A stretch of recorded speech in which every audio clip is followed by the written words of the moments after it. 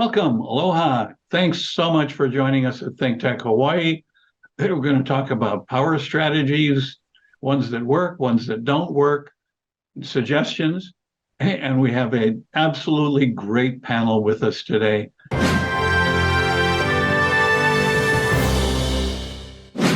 Welcome.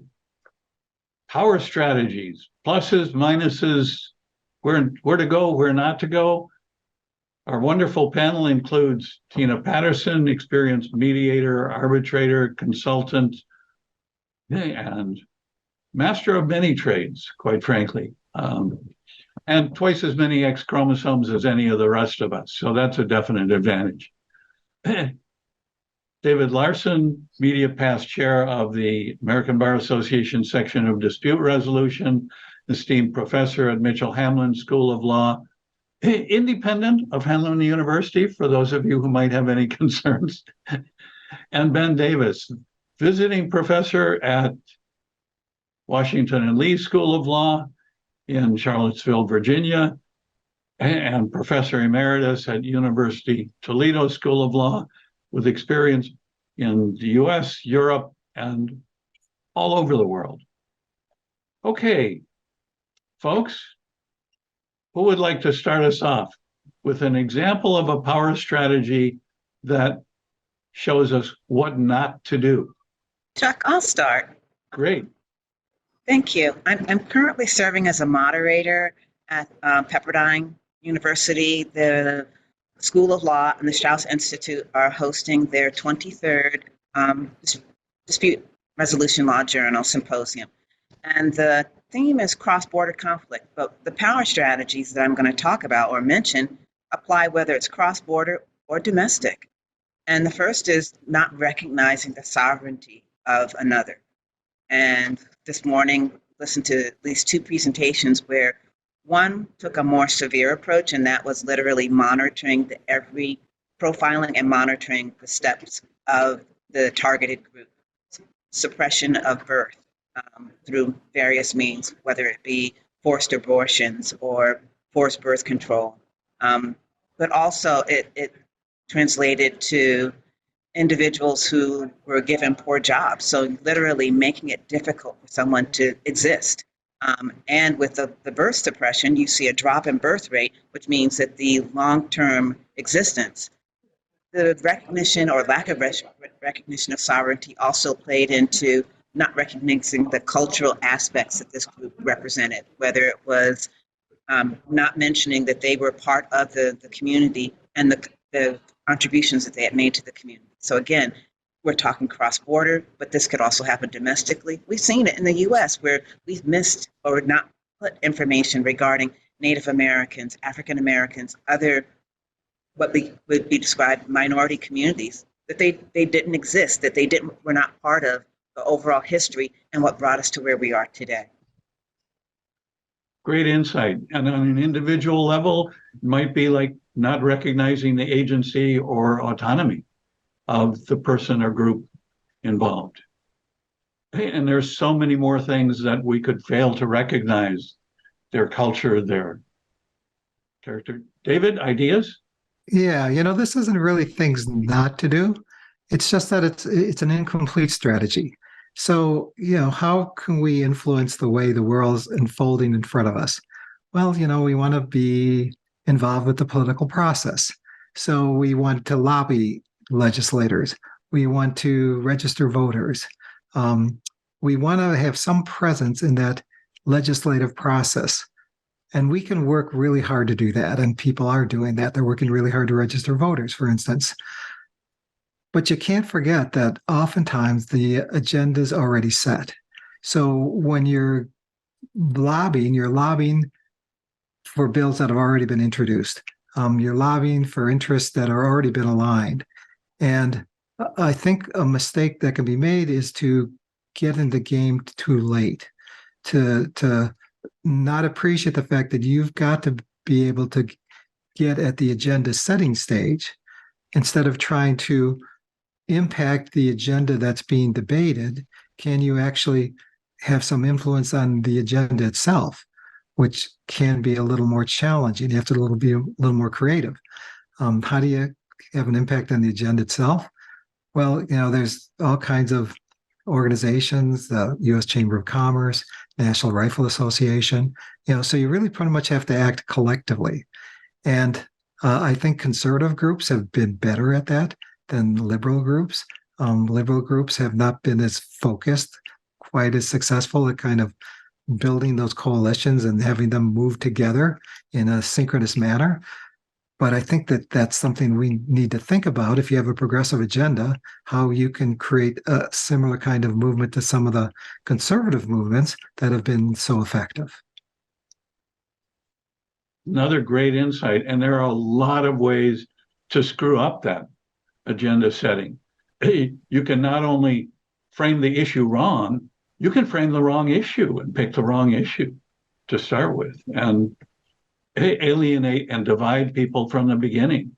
You can turn it into a win-lose, claiming value instead of creating value for mutual benefit thing. And Ben, some ideas? One idea that comes to mind, I was watching a video of a gentleman who was trying to be on the Civilian Review Board in Akron, Ohio, for the police. And he made a very clear pitch. He's 27 years old about why he was one of the right people to do it. But apparently there was a tweet or something that he did that the police union got really upset about and, really started a campaign against him. So I felt like there was this gentleman here who was kind of isolated, so to speak, and then you had an organizational structure that was influential, that was able to sort of demonize him. And the end result was that he was not voted on to the Civilian Review Board. But his actual speech I found really interesting because he said, I'm a 27-year-old Black man. What do you want me to do? I mean, what do you want me to do? To express, I am the people who are having the problems, and I'm trying to work in this system. And what do you want me to do? And it was, I thought it was very, what do you want to hear us? That kind of thing. So it had influence, but at the same time, the structure wouldn't allow him basically to be in the role of some kind of authority in that Civilian Review Board. So that kind of gets back to the idea, at least to me, of, being in the process earlier as opposed to later, of course. But another thing that also comes to mind is the idea of when do you work within as opposed to work without, that whole discussion that you have a lot of times. I was watching a story about women scientists at MIT, the first women scientists at MIT who got tenure and all of that. But in terms of getting lab resources and all that kind of stuff, they were, kind of getting all these sort of negative one by one negative things that happened. And so one of the scientists, being a scientist, actually went around and gathered data, from all the women that were in the sciences, and it showed pretty starkly that the men scientists were getting, more lab space, more all the things that you need to be a good scientist stuff than the women were across the university. And she presented this to MIT. This is like 1999, and it's been years of stuff. Anyway, one of the things that really took from that was that if you were a pioneer, one of the first in a setting, there's a tendency not to talk about the travails you went through, because you may think it's only you, and you don't sort of reach out to others like you who actually may be experiencing the same thing. That's one of the things that she learned when she started this research, talking to all these other women, that in fact, there was a cohort of women of exceptional women of a certain generation who were experiencing this individually, but they were sort of taking it inside as opposed to recognizing that they had to band together. And what prompted this person to sort of look into this was she was seeing younger women coming up who were going through the same stuff. And she said, no, it's not just me. There's something more systemic going on, you know. So and ultimately her approach was to do, you know, she could have brought a lawsuit or something like that, but was to work within the MIT structure, which seemed to get most of the way where she wanted to go. And now I understand that, like, you know, 5 of the 6 top leaders at MIT are women, right? So but that's another thing, which is how will those women work within a system that seemed to prefer male professors over female professors. I don't know what the answer is on that, but, you know, everyone's brought up in systems is what I'm trying to say. And understanding that the system you're in, first understanding you're in a system, and then secondly, trying to see if there are allies that are having similar experiences so that it's not just you, you know, then I think that's a way to get to where you want to go. Another great insight. And it reminds us that whether you're part of a team of 2 or 2,000, if you're not coming to the table collaboratively with each other internally, you're not going to be able to evoke or offer or elicit that from anybody else at the table. Hey, Tina, thoughts? Looks like the wheels are spinning. Come back to me. I'm thinking Okay. about that. Yeah, come David? back to me. Yeah, Chuck, I can jump in on something that both you and Ben were alluding to. You know, the whole idea of power. You know, a lot of times when you think about power, the goal in our minds is, how do I get power over something? And if that's your goal, that might be extremely difficult, because there are entities that are ensconced that have formidable positions that you just may not be able to gain power over. And then maybe a better way to think about it is an expression that's been used as power with. You're not going to be able to get power over the existing institutions, but can you gain power with other groups and entities and communities with whom you may not have collaborated with, allied with before? And if you do that, you may learn that you may have the critical mass you need to to effectively interact with the group that does already have the power. So kind of changing that paradigm from the goal of gaining power over the institution to thinking about how I can create a new entity of power by acting with other groups that I may not have acted with before, may be a more successful route. And that's a really great point, and kind of connects well with our collaborative relationship building, team building, as an essential element of an effective power strategy, as opposed to competitive, adversarial, divisive approaches that may not be as effective. And we can look at clear examples. What's China's power strategy in China vis-a-vis the US? What is President Biden's power strategy? What are the Republicans? And they may not have one, you know, maybe that this guy has one and Mitch McConnell has one, and over in the House, he has one, and the MAGA group has one, and the right-wing group, Scott and the rest, have one. And but that's exactly what you're talking about. I mean, they don't even have internal coherency, cohesiveness, and collaboration. How is that going to elicit a collaborative, cooperative response? Tina, thoughts? I do. And I want to touch base on what Ben talked about, because I think it also touches base, it connects to what you're saying now, which is the political aspect. But underlying both is especially in the international context, and what Ben was speaking to, is the factor of shame, shaming, and the exclusion that shame can bring about.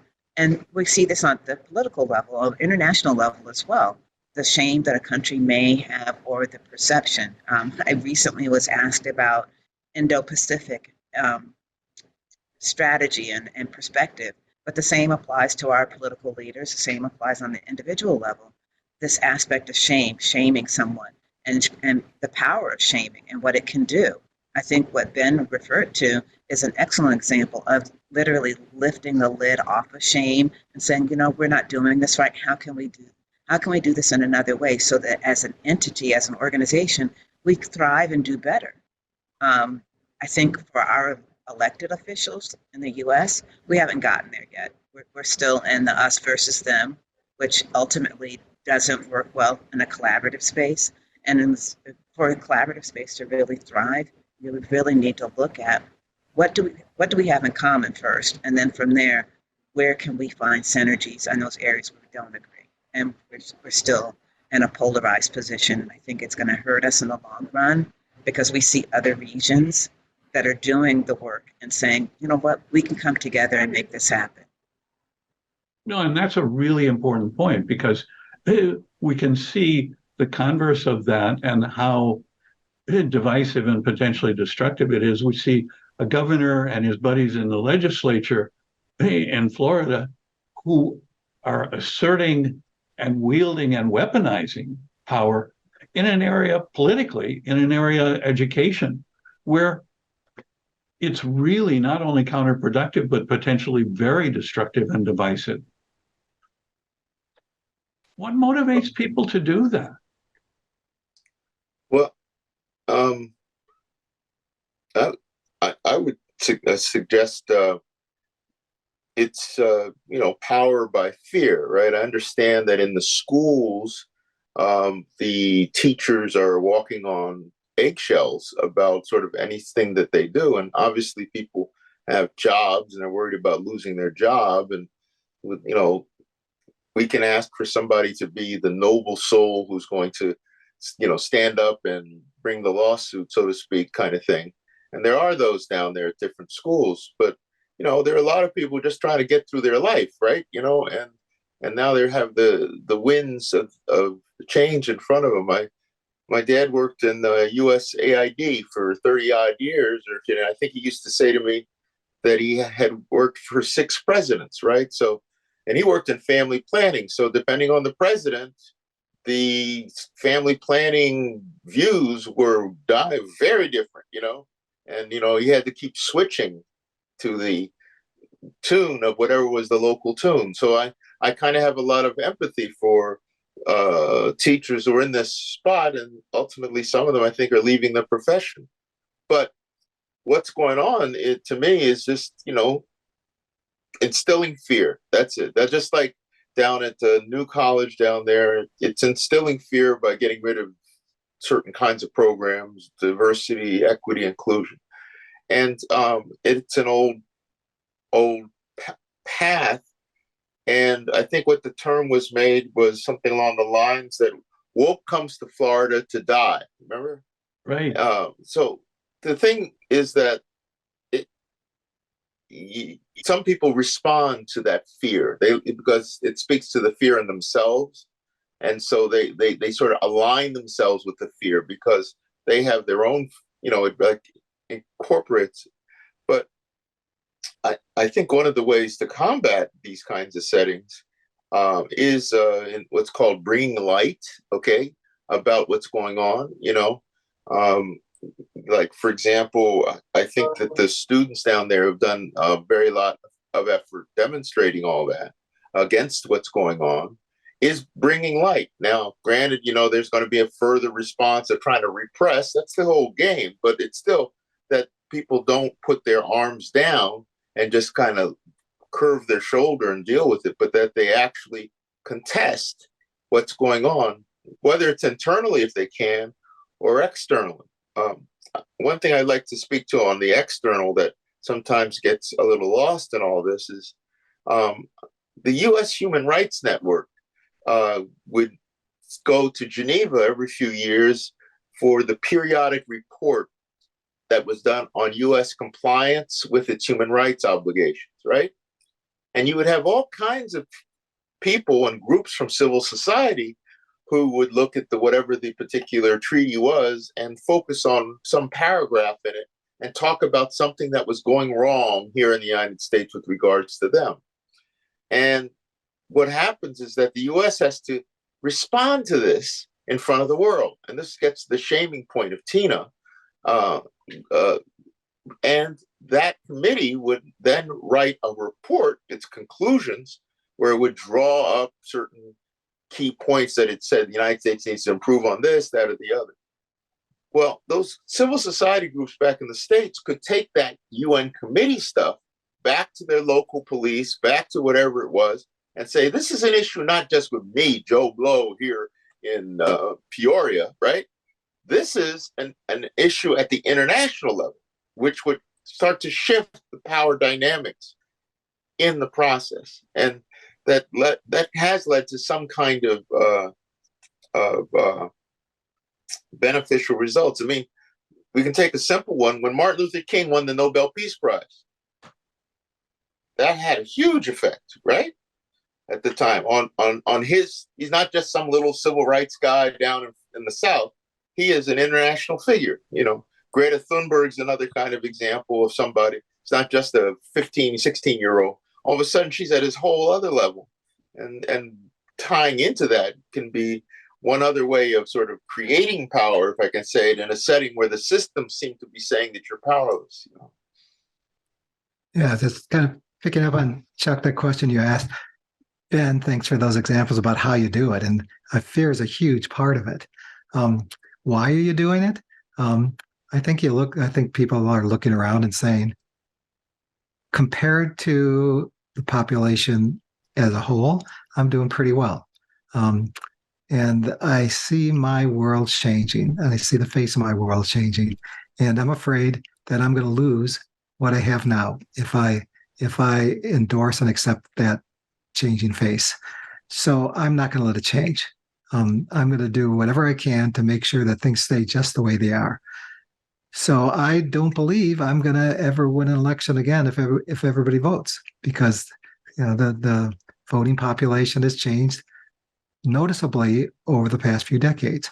So I'll just make sure everybody can vote. I think a lot of what's happening is because people are thinking very strategically about what can I do to make certain things don't change, because I'm afraid if they do change, I'm going to be the one who loses and other people will gain from the things that are taken from me, which is a very depressing perspective. Yeah. But if it's any consolation, there's nothing new under the sun here. I mean, to me, I've started probably a week ago. It popped into my head is, if you remember, after the Civil War, there was Reconstruction, and then there was what's restoration, and then redemption process that's there with regards to the lost cause. Remember all that stuff, and all these monuments being put up and all that. Well, I've said we're just in a neo-redemptionist period now, like neoliberal or neo-redemptionist, right? Where this kind of hearkening back to a time when things were different is, trying to impose it again, by people who have power and who think that that's the way to go. I think it strategically, not that they would even care, but strategically, I think it's just a terrible error on their part, and that they're actually getting played by some of the people that they are supporting. Not to say that people who are not on the other side aren't getting played by some of the people they're supporting either. But all I'm just trying to say is that I think that zero-sum vision is an error, because it doesn't count or account for growth that can happen, form those interactions that can go on with these different types of leaders coming in, different types of leaders coming with different kinds of proposals that are actually beneficial to those groups of people. You're caught in the old way of doing it. But maybe the old way of doing it, there are better ways of doing it, and new ideas. There's the whole thing about diversity in decision-making groups, whether or what is it, like groupthink, as opposed to sort of the diversity of thing. all those kinds of things you're losing as a matter in trying to restrict who can have access to power and things like that. And I think that's a disadvantage for our country, really, and around the world for that matter. Well, and you can get too greedy. I mean, you can kind of start ticking off your successes. Look what I was able to do. I was able to do this and this and this. So let's go the whole hog. Let's ban abortion absolutely from conception. Let's go with that. You can push it so far that now you get a blue wave. You know, people talked about the red wave, and then finally people say it's just too much. You know, what you're asking for is so unreasonable. It's so far away from what the majority of people really want. We're going to slam the door on you, and we saw that in the last election when it should have been overwhelmingly Republican, based on all the predictions, and it wasn't. So, you know, true, when you take that route, you lose all the benefits of not taking that route, but you also get emboldened in ways that I think come back to hurt you. Yeah, that's the echo chamber problem, where, you know, so you're around only the people that talk like you, right? And then you're like, let's go farther. Let's, right. To your point, though, I think everything that we've described makes me think about, and I'm trying to remember the author's name, but it's part of the psychology of conflict. This is truly part of the landscape of a dysfunctional organization or dysfunctional group or dysfunctional society. And as you said, Ben, there's nothing new under the sun, but we also know that nature resets itself. And I think what we're describing is people getting to the point where this is not working, we're going to reset, whether it's blue wave, red wave, purple wave, rainbow wave, it's going to reset because people have had enough, and not having access, and it doesn't have to be the pinnacle of power, but having access to literally survive and thrive is our inherent right, and we're going to push forward to make it happen one way or another with the elected officials that we currently have or elsewhere. And that's really important to understand. So in our last minute, each of you around will start with Ben. Pick one point, one thing that people really need to be aware of, understand, and think about relating to power strategies now. What do they need to be really most cognizant of? Ben?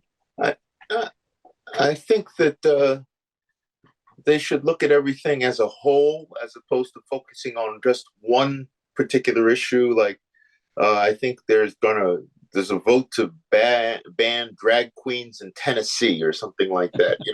Okay, yeah, that seems like an isolated thing, but it's actually part of a whole thing with LGBTQ people. There's there's issues about how immigrants are being treated. There's issues about obviously women's reproductive rights. There's issues about learning about critical race theory, or we'll call whatever they call that. I mean, these things are not just isolated. They're all of a whole of creating and reducing or creating fear in certain groups. Great and thought. suppressing. David? I just like the idea of power with, for people to be thinking about, are there groups, entities, communities with whom I have not yet worked, who there's no reason I shouldn't be working with them. If we work together, it'll be to our mutual benefit. And to think creatively about how you can gain power by acting with, instead of struggling perhaps always to get power over the existing entities as they now stand, and somehow trying to work within those structures. Tina, your thoughts? Oh my gosh, I go back to David's earlier point. Get involved in the agenda setting stage and be knowledgeable. Read 2 or 3 resources, talk to individuals, but know for yourself, be able to think for yourself. I think about, when you don't know, it's easy to be swayed and tricked otherwise. Know for yourself, to thine self be true. It's great that we're talking, but challenge what you hear, trust, to the extent that you can, but check and verify. And this is not about a fact-finding mission. It's about knowing and being able to assess and do the critical thinking on your own. And then taking the next step forward and collaborating with others. You know, la lucha continua, the struggle continues, but it will continue as long as we decide that we're all working independently instead of trying to work together. And what a great way to wrap it up. Stand up, speak up, make your voice heard, and make your voice part of the voice that most needs to be heard, inclusively, collaboratively. Thank you all. Tina Patterson, Ben Davis, David Larson. Great panel, great thoughts, perspectives, and insights. ThinkTech Hawaii, come back and join us again. Aloha, and have a great weekend.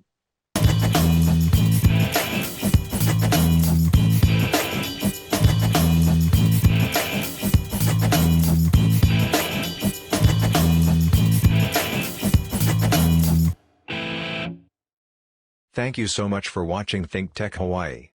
If you like what we do, please like us and click the subscribe button on YouTube and the follow button on Vimeo. You can also follow us on Facebook, Instagram, and LinkedIn, and donate to us at thinktechhawaii.com. Mahalo.